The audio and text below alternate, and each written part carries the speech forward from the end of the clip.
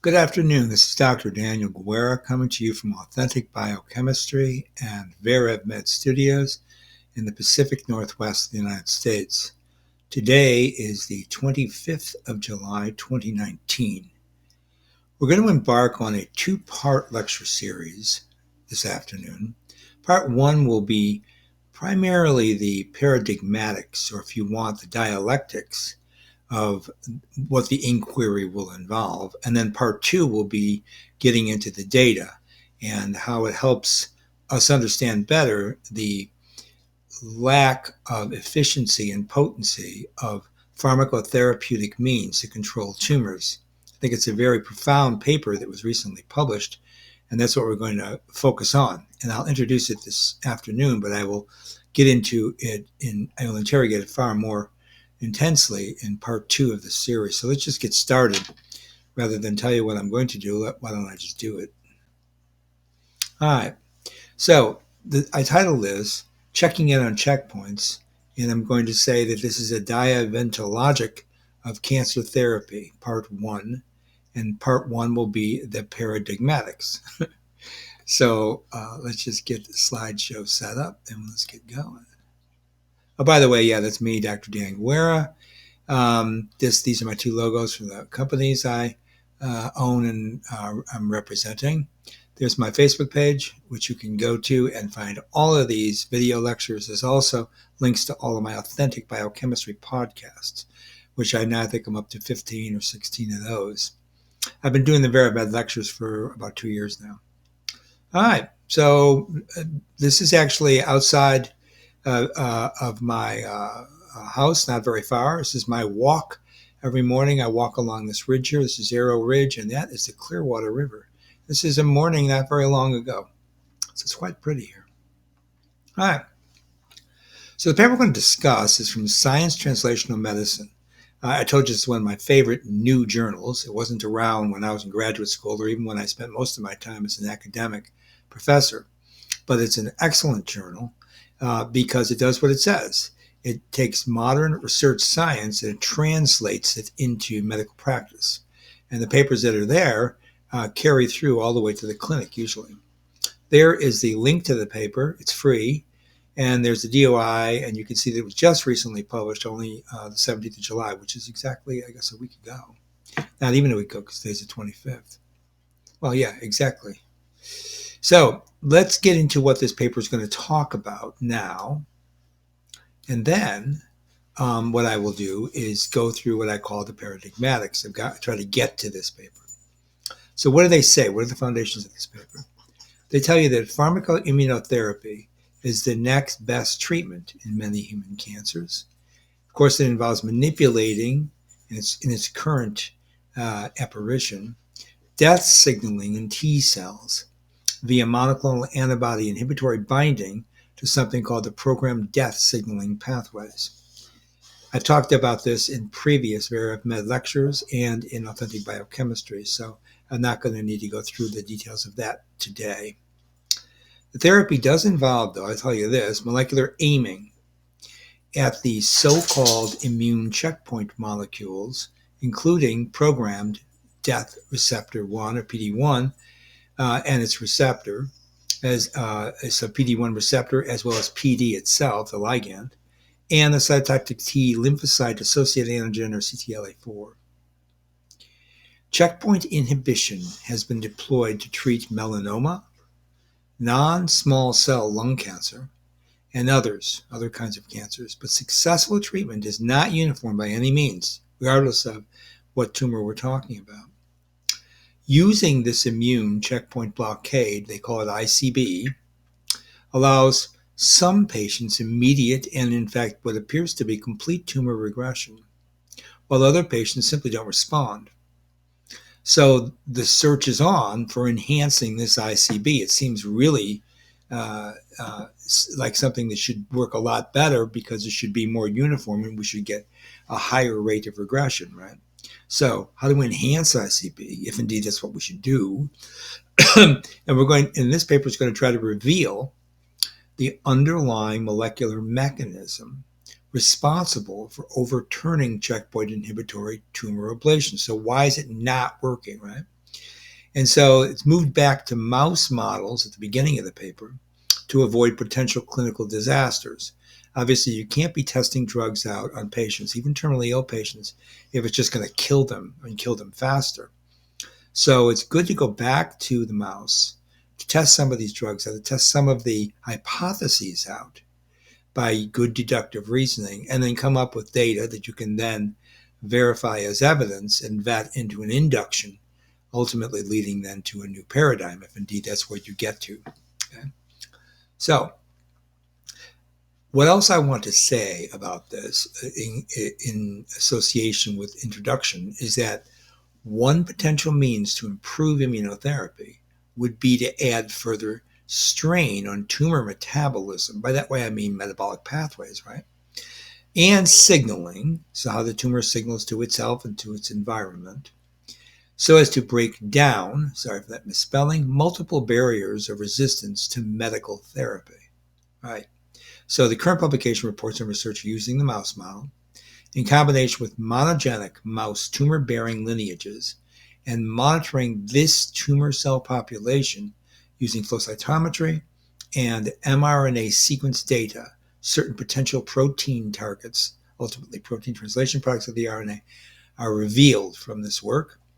The researchers found, indeed, specifically, that checkpoint inhibitors in combination with T-cell stat and TLR3 innate immune activation and interleukin 10D activation, so you see the alteration in valence there, provided adequate agency to flip the tumor microenvironment to one of non-drug resistant and thus responsive, their term, anti-tumor phenotype. Okay, so that's what they're going to do. That's the scope of this paper. So now I want to give you some diaeventontological framing, if I can, because this is my new paradigm on how to look at scientific research after spending 3 decades working as a scientist and as a professor. Come up with a new paradigm called Diaeventontology, which I have greatly elaborated in previous VerEvMed lectures and indeed in Authentic Biochemistry and in open lecture format to student audiences and professionals. So all I'm going to do now is just get into some very specific utilization of it. Go here and now. All scientific inquiry should start with a dialectical method that uses the current knowledge base, that's in the published literature, of course, to generate various specific theses, and then follow each of the counter-arguments by employing the square of opposition, thus producing antitheses, and then making the third movement, which allows for a synthesis. So you have the thesis, antithesis, synthesis, the dialectical movement, as 19th century philosophers rewrote it from the Platonic versions, which I've also talked about in previous lectures. So you get synthesis, but I want to make sure that you understand that synthesis doesn't mean that everything's okay now. Everything is, let's go around the campfire and sing campfire songs together. No, there's still horror stories and scary stories told at the campfire, which means you may reject the entire dialectical procedure. Just everything you thought was right is not working out. You may accept it, but conditionally, or you may see that it is required, or you obtain that it is required after this intellectual reasoning process. This is all should be done pro forma and a priori to setting up a research plan to carry out experiments. That's what I'm saying. You have to do a dialectical procedure first. Once the dialectical method has been applied, used, the other necessary element of inquiry is enjoined, which involves a choosing or selection of event ontology as opposed to a substance ontology, point of view, or frame of reference. And what that means is that when you choose event ontology, all phenomena, that is everything that's gathered through the senses, moves through space and time, or if you want, space-time.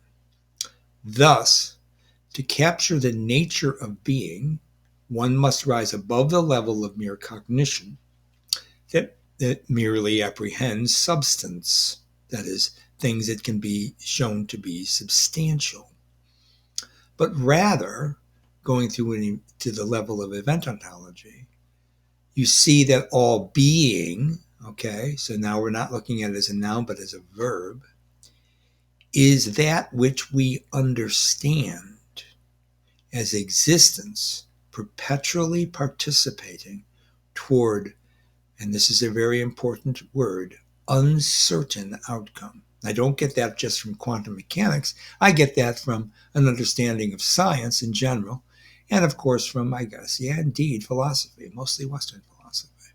An uncertain outcome. So you see, existence is perpetuated by participating toward an uncertain outcome. And that's what I mean by an event ontology, understanding of the worldview. Okay, so all of this is going to key in how I look in how I frame the intellectual discussion of these papers, how I vet the evidence, and how I look at what the discussion is attempting to represent to add new information to the body or corpus of the literature, which is scientific in nature. Okay. So a little bit more detail about this. The interplay of organisms is the macrocosm, but it also appropriately describes the human body, or you can call it a microcosm. And overall stress imposed by the microbiome is also something to consider. Invading pathogens, autoimmunity, cancer, apoptosis or certain form of programmed cell death, autophagy, which is putting things on hold, or actual senescence, which means the ultimate prevention of cell division and then those cells that are still existing to die.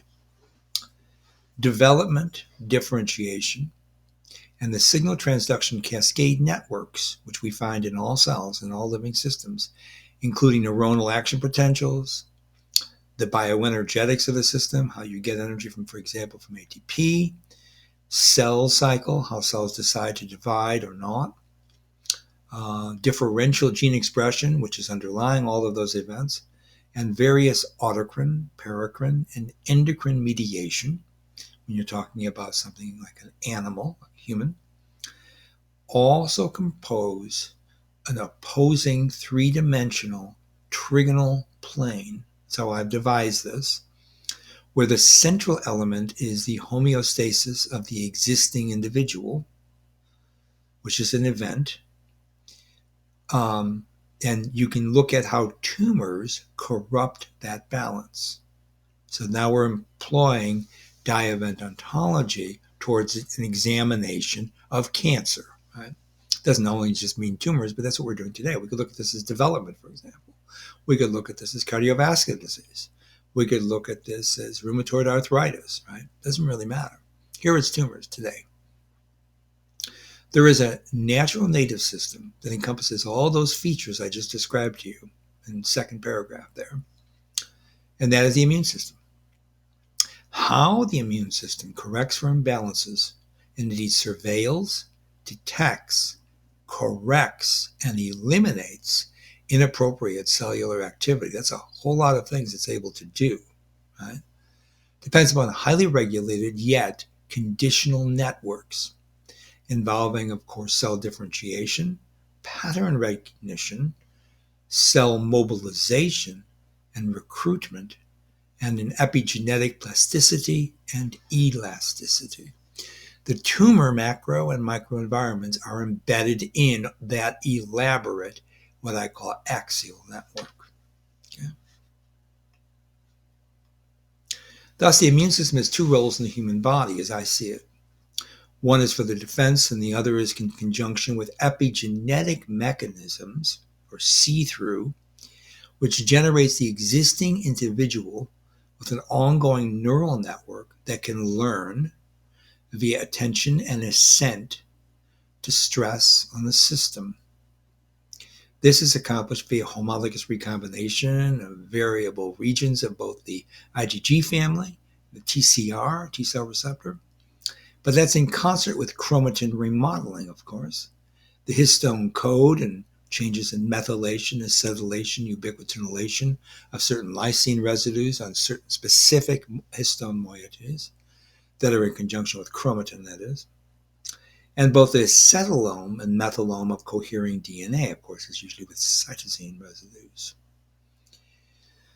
If there is a link between the mind and the body, so I'm going a step further, and I'm getting out not at 30,000 feet, but way up there where Apollo 11 was moving focus-like towards the moon just 50 years ago, plus a couple of days. At that much more broad level, I want to determine whether or not we can look at this as a mind-body correlation, where one component is, of course, always going to be physical phenomena. This connection might be, in the human body, for example, and specifically, the molecular and cellular adaptive immunological interactome that serves, for example, to generate neuronal tracts according to a developmental, endocrine, and peripheral stimuli while maintaining repair processes in the central nervous system by using the complex interactions between, for example, resident macrophages, they're called microglia, and the neurons in the CNS. So here are the cells of the immune system. So from a bone graft, from the bone marrow, you get a hematopoietic stem cell. That hematopoietic stem cell can lead to a multipotential stem cell, which can give you a myeloid progenitor cell generating neutrophils, monocytes, megakaryocytes, which can give us platelets, basophils, which can generate mast cells, eosinophils, all important in allergic responses, erythrocytes, of course, in the blood, macrophages, which are surveilling immune cells, which can exist in two different forms, M1, M2. One is active, one is anti-active. Yeah, that's the word I used. And those come from monocytes, well, by the way, that's their lineage.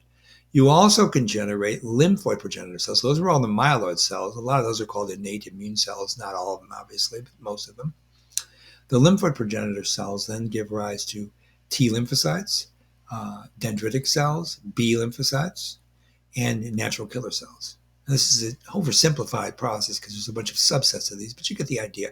I'm giving you this as the paradigmatics so we can understand the paper. Right? That's why I'm doing this. So more detail. You have a hemocytoblast, which can give you a lymphoblast, which can give you a lymphocyte, which can be agranulocytic. You can make a monoblast, which gives you a monocyte, which is also an agranulocyte. You can make a megakaryoblast, which makes a megakaryocyte, which differentiates, and those are thrombocytes. Or you can make myeloblasts, which make progranulocytes, which can be the basophils, the eosinophils, and neutrophils. So those are all the family of granulocytic leukocytes. Right?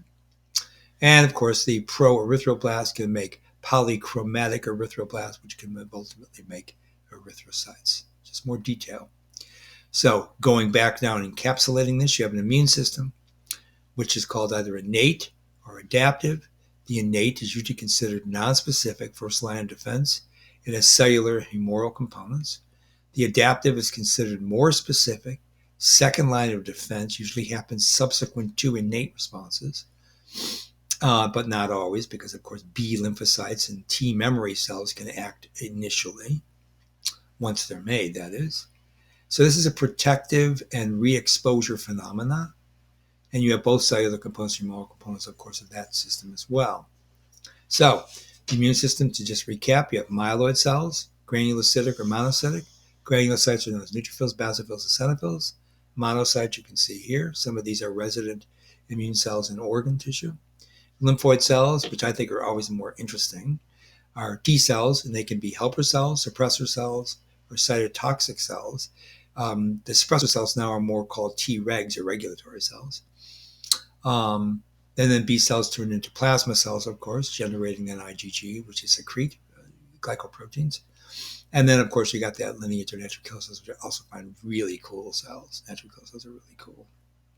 All right. So again, a little bit more detail. With the myeloid lineage comes from the lymphoid stem cell. You get a pre-T cell, which is then educated in the thymus. You have different signatures on the surface of these cells, either CD4 or CD8. These are plasma membrane associated proteins, which then give rise to, it's just a way of describing them, right? Which then eventually give rise to Th1 and Th2 cells. H stands for helper cells, or cytotoxic T lymphocytes coming from the CD8 lineage. The B cell will eventually turn into a plasma cell, and I told you that's where antibodies are made. Those are the glycoproteins we call immunoglobulins.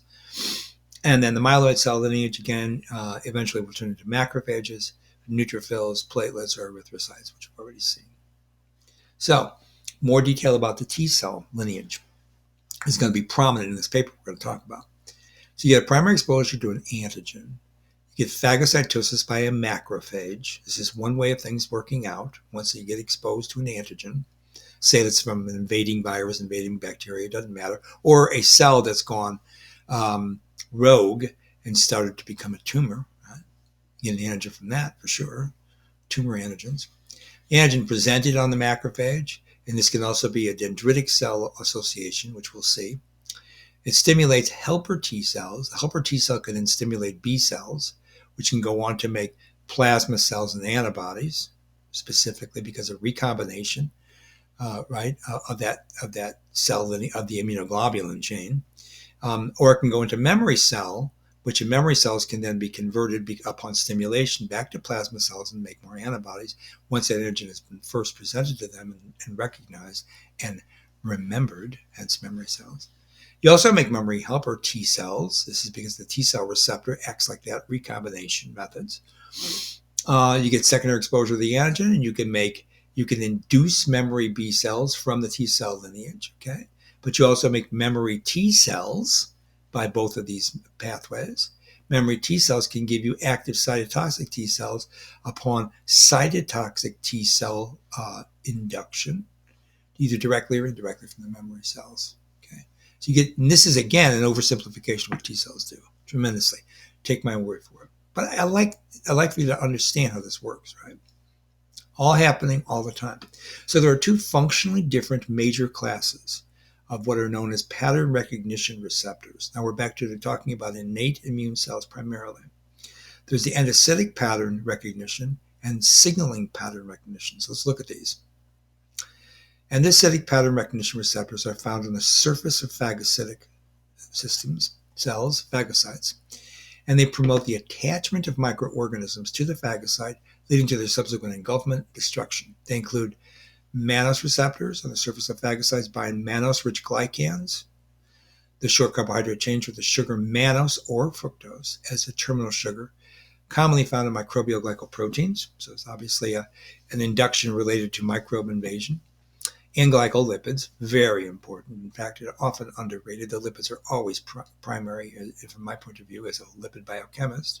And I make no perfunctory suggestions that I'm wrong about that ever. Lipids are much more significant, more interesting than proteins. Nucleic acids are certainly boring carbohydrates. But I digress. Anyways, they are rare in those in those of humans, these glycoproteins from microbes. Sorry for that long digression. I had to finish the sentence, and I did. Human glycoproteins and glycolipids typically have an N-terminal acetylglucosamine and sialic acid group. Okay. C-type lectins found on the surface of phagocytes are mannose receptors. So there's a differentiation. It's all innate immune cell differentiation based on pattern recognition. Right?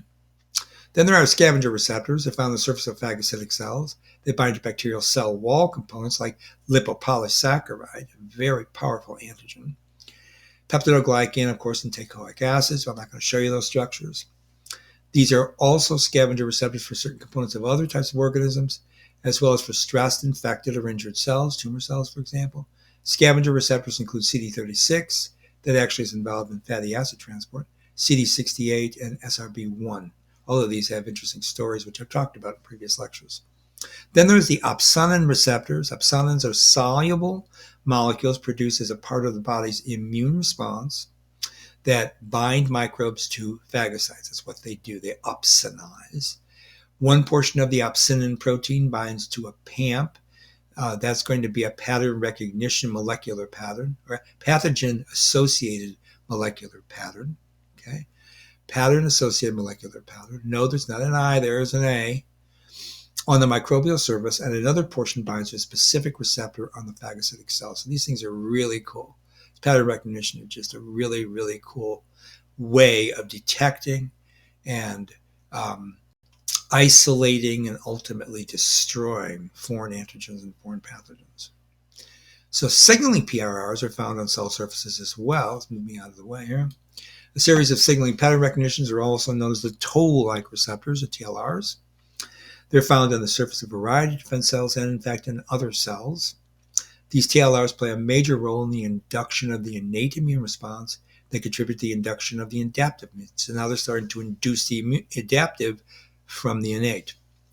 The binding of the microbial pathogen-associated molecular patterns to its TLR, or other pattern recognition receptor, so PR stands for, transmits a signal to the host cell, to its nucleus, to induce the expression of genes. It's going to be fresh transcription, coding for the synthesis of intracellular regulatory molecules, which we call cytokines.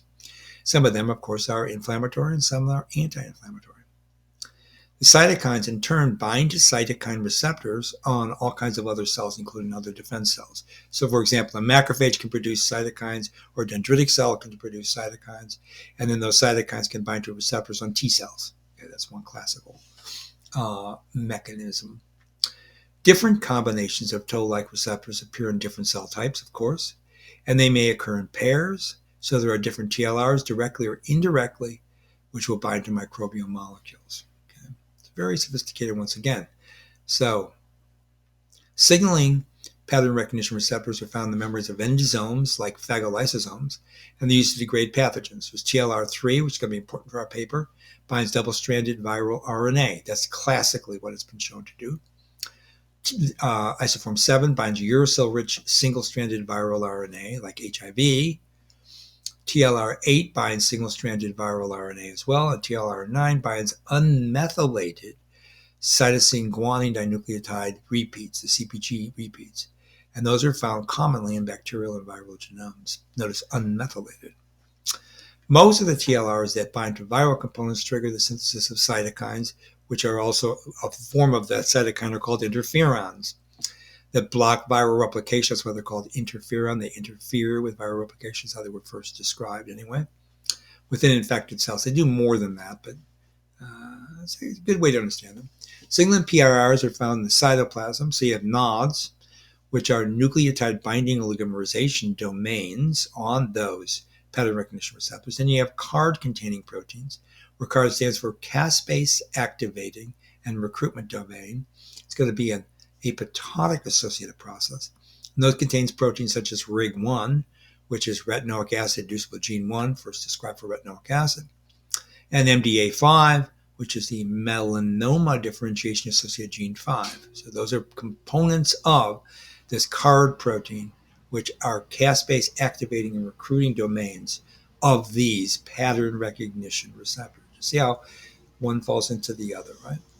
Anyway, they these RIG and MDA5 are cytoplasmic sensors that bind to viral RNA molecules produced by viral infected cells, of course, and they trigger the synthesis of these cytokines, a specific cadre of cytokines called interferons that block viral replication with infected cells in a manner similar to the endosomal TLRs I've already discussed. So infection with a virus or an intracellular bacteria, triggers innate immune responses through specific cytosolic pattern recognition.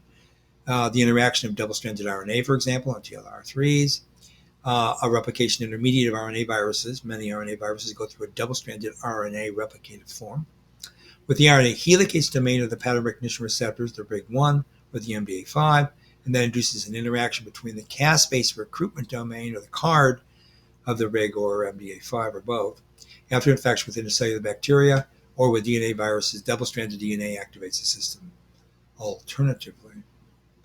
So here we are again, just capsulizing all of this. Cells are typically have pattern recognition receptors, include macrophages, dendritic cells, we've already told where they come from, but planoid endothelial cells, mucosal epithelial cells, and in lymphocytes in general, T cells, B cells. TLR2 recognizes peptidoglycan, TLR4 recognizes LPS, 5 recognizes bacterial flagellin, Within endosomes, you find TLR5 in a phagolysosome, for example. Isoform 8 recognizes viral single-stranded. We already told you about these two proteins down here. This is basically how it works. You've got some of them that are associated with the nucleus and the endosome, and some of these factors are soluble, and they are dealing with the as a pattern recognition receptor, dealing with the incoming antigens, sometimes from foreign invading organisms, sometimes from tumor antigen specificity. So again, innate versus adaptive. Innate is pattern specific, minutes to hours, works very fast. Receptors are germline in origin. That is, that they come from already preordained open reading frames from genes that don't require any further processing, like further recombination. Although there is, of course, splicing of RNA that's involved, and of course, epigenetics. Complements a component of this, as is inflammation. So what I say pattern specific, I mean it notices, it apprehends, and ultimately initiates, or can, the adaptive immunity. Current research actually says this is a type of specific interaction. So I don't say any more non-specific, I say pattern specific. I've altered my slide. Innate immunity is considered very specific because of the recombination of T cell receptor and because of the IgG recombination. 2 to 3 days, it's slower. Receptors are generated randomly with clonal expansion of those cells which have the specific recombinants. You have TB cells and dendritic cells actually can fall into this. Dendritic cells can be professionally antigen presenting cells. They can also be involved in innate immunity. And they make antibody like the B cells. There's also cellular immunity, of course. Characterization of pattern recognition receptor ligands. They're shared by a large group of pathogens, conserved in their essential structures for those pathogens. They attempt to modify results in death of the microorganism or loss of virulence. So these are like virulence factors sometimes. They allow a virus or a bacteria or in fact a tumor to evade the immune response because they're generating structures, molecules with structures that help evade or avoid or confuse pattern recognition. And these are distinct from self-antigens which do nothing of the sort. They're already recognized as a pattern which you're not supposed to destroy. Right? So the immune system evolved to discriminate infectious non-self from non-infectious self. And this comes directly from a paper published in Immunology Today by one of the great fathers of immunology, Chuck Janeway Jr. So pattern recognition receptors, they function as opsonization. They activate complement and coagulation cascades. They phagocytose. They're involved in phagocytosis, I should say. They're involved in activating inflammation. And they can also, really importantly, induce programmed cell death. The form I'm talking about is apoptosis. Examples of pattern recognition receptors: the serum soluble or C-reactive protein, serum amyloid protein or SAP, mannan binding lectin (MBL), lipopolysaccharide binding protein or LBP, really important in getting the LPS to its antigen reception site so that the pattern recognition receptor recognizes it. And then soluble CD14, which these are, again, things we can talk about in other lectures, and I have talked about in other lectures. Cell-associated macrophage mannose receptor, the MMR, macrophage scavenger receptor, the MSR, not being very quaint there, the S stands for scavenger. And it binds polyanionic ligands, by the way, like what? LPS, LTA, RNA, and all that mediates phagocytosis. The MCD14 and the Toll-like receptor. They function in complex to deliver activating signals to cells in response to binding microbial components, usually. Here they are put together. You have the TLR6. There's a mycoplasma lipoprotein. Here's a bacterial lipoprotein binding to TLR1 or TLR2 subsets. These exist as dimers, you see, in the plasma membrane. So then they generate their own domains, like tier domains. These can then signal through the MYD88. They can turn on the RAC-TRAF pathway, which then induces NF-kappa B, which is a transcription factor, which then turns on the inflammatory response. You can also get double-stranded RNA binding TLR3, as I said. There's flagellin, that protein which can activate TLR5. Antiviral compounds like imidazoloquinones can turn on TLR7. the CpG DNA, non-methylated, can turn on TLR9, LPS again, turning on TLR4. Okay, so all of that now, you understand that TLRs recognize molecular patterns associated with bacterial pathogens. TLR, the tier domain shown there, contains adapters which define the specificity of the TLR signaling. So there's always more complexity. So I'm going to stop there today. Again, I told you these are just paradigmatics. So when I get back into part 2 of this talk, what I'm going to do is then get into that paper I just introduced to you. That paper was published in Science Translational Medicine.